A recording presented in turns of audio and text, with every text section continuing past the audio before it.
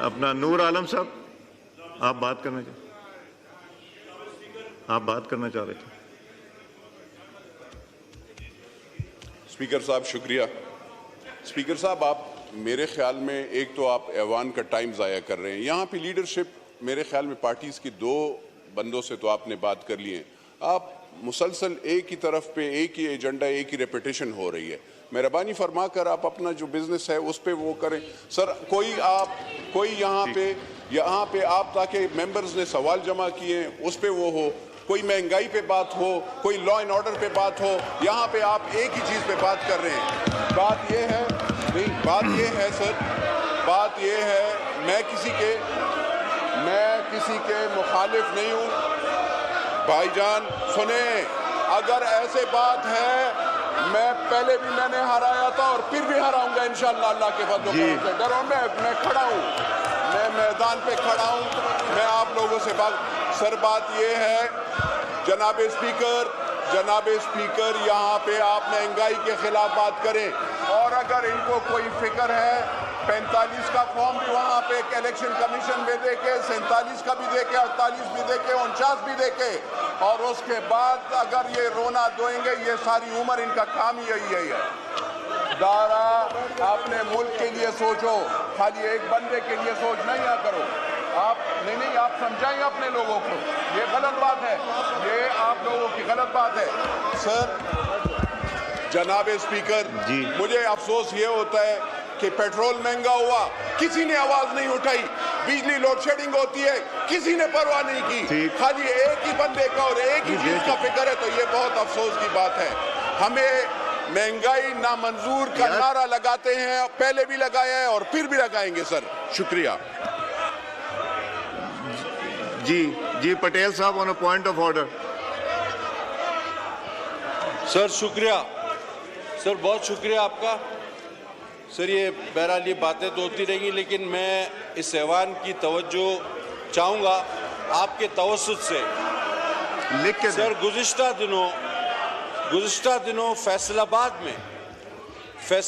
में एक वाक़या हुआ है, पूरी कौम उस पर नजरें जमाए बैठी है और वो चाहती है कि अवाम के नुमाइंदा ऐवान पर उस पर बात हो।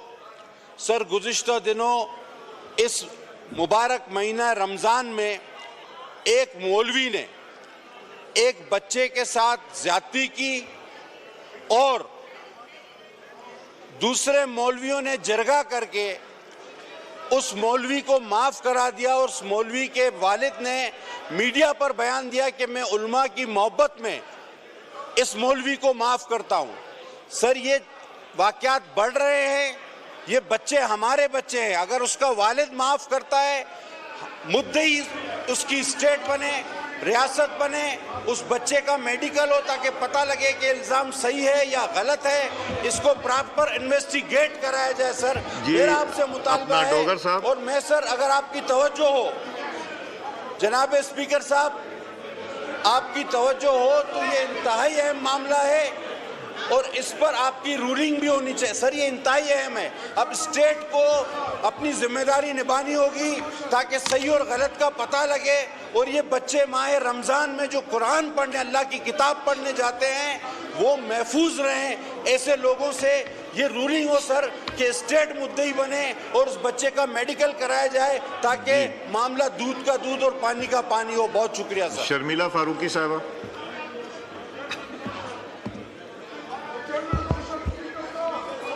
सर मैं जबरदस्ती तो मैं कुछ नहीं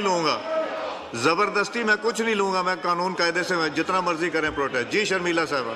सर मैं टोबा टेक सिंह में जो मारिया बीबी के साथ बेईमाना कत्ल हुआ है उसकी मजम्मत करना चाहूँगी और उसके ऊपर एक करारदाद लाना चाहूँगी, अगर आप इजाज़त दें तो। सर ये बहुत इंपॉर्टेंट इशू है। करारदाद आप इंडिविजुअली नहीं ला सकती। आप बात कर लें। करारदाद जब लानी होती तो गवर्नमेंट ऑपोजिशन सारे मेंबरान से साइन कराई जाती है। आप बात कर लें, बात करें। इस वाक़ये को कंडेम करना चाहूँगी। सर ये कितनी अफसोस की बात है कि इस कौम की बेटी की बेहुरमती हुई है, बेईमाना कत्ल हुआ है, उसकी हम मजम्मत करना चाह रहे हैं, लेकिन ऑपोजिशन के लोग ना सुन रहे हैं, ना उसकी मजम्मत कर रहे हैं, ना इस बात में शरीक हैं। सर इस बात को बावर कराया जाए कि वो तमाम मामलात जिनकी वजह से बहेमाना कत्ल हुआ है, उन मामलात पे इन्वेस्टिगेशन की जाए और सर फौरी इंसाफ मुहैया किया जाए। सर ये बहुत ज़रूरी है।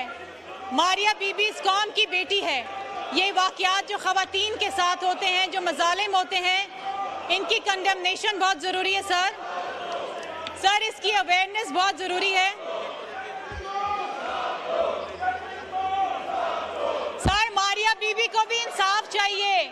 मारिया बीबी भी इंसाफ की मुंतज़िर है। सर मारिया बीबी भी इंसाफ की मुंतज़िर है। सर